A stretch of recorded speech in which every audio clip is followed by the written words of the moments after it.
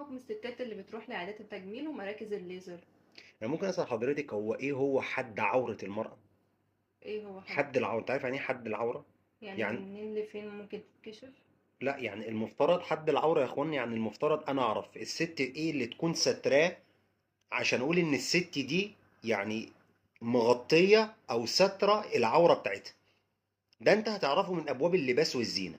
في ابواب اللباس والزينه للمراه، المراه بالنسبه للرجل كلها عوره، كما قال النبي عليه الصلاه والسلام: المراه عوره فاذا خرجت استشرفها الشيطان.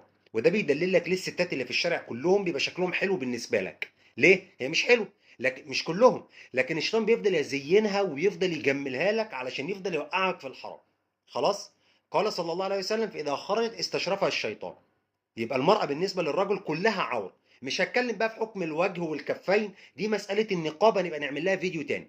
حتى اللي بيقولوا ان الايد والكفين يظهروا، اجمعوا ان في عصر الفتن واثارة الغرائز الاصل ان المرأة تتستر.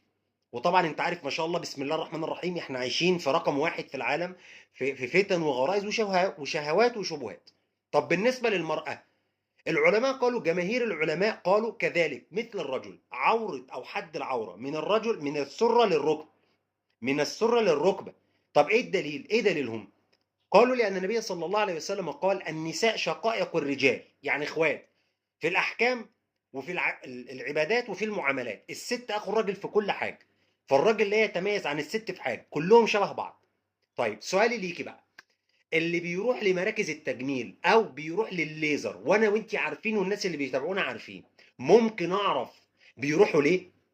هل هم بيروحوا لضرورة، ولا بيروحوا من اجل تجميل ومن اجل راحة ومن اجل ترفيه؟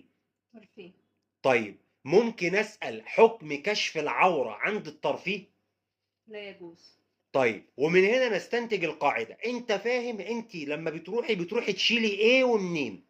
انت عارفة كده كويس، وعارفة ان الدكتورة او المتخصصة اللي رايحالك بتشيلك ايه منين. والله العظيم قصص وحكايات تشيب الشعر.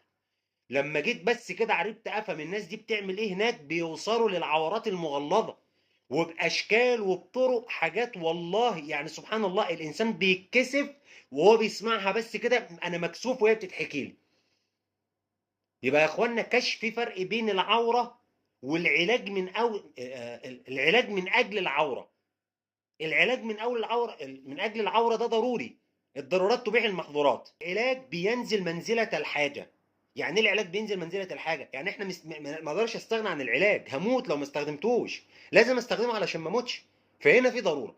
ولذلك سؤالي ليكم مره تانية يا اخوانا، اللي بيروحوا المراكز التجميل والليزر وبيشيلوا الشعر من، انا اسف هقول لك بصراحه، من الاماكن الحساسه ومن العورات المغلظه، ده يجوز يا اخوانا؟ كل ده لا يجوز. العلماء اشترطوا، قال صلى الله عليه وسلم: لا ينظر الرجل الى عورة الرجل ولا المرأة الى عورة المرأة.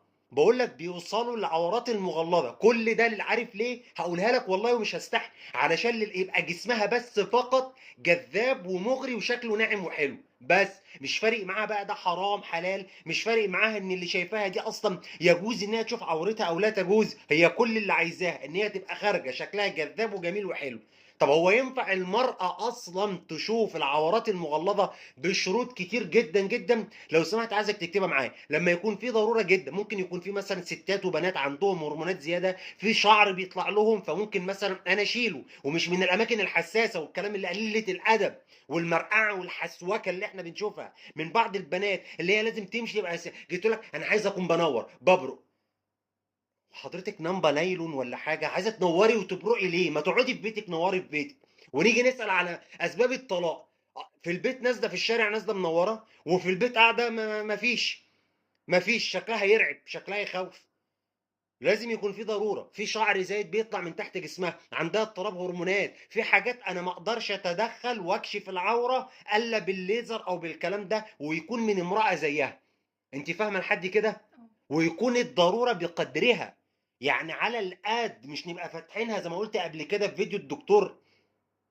ولذلك نرجع تاني، جسمك مش لعبة. جسمك يا بنتي مش لعبة، ولا هو مشروع تجميل عند حد.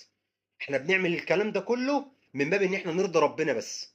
ونتذكر قول رسول الله: المرأة عورة فإذا خرجت استشرفها الشيطان. انت عارفه مين شايفك، عارفه مين سامعك، عارفه مين بيصورك، عارفه اللي بتعمل لك جسمك دي هتروح تحكي لمين فين وامتى وازاي. انت عارفه؟ محدش يعرف، لا دين ولا مروءه ولا اخلاق ولا اي حاجه تسمح بكده.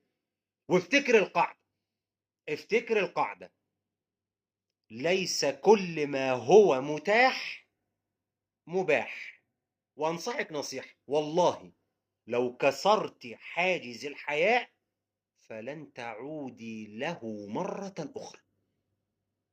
بس كده خلصنا. أرجو إنك تشارك المعلومات القيمة دي، لعلك تنقذ بنت أو نفس بريئة من الضياع ومن الفتن ومن كشف وهتك العورات. السلام عليكم ورحمة الله وبركاته.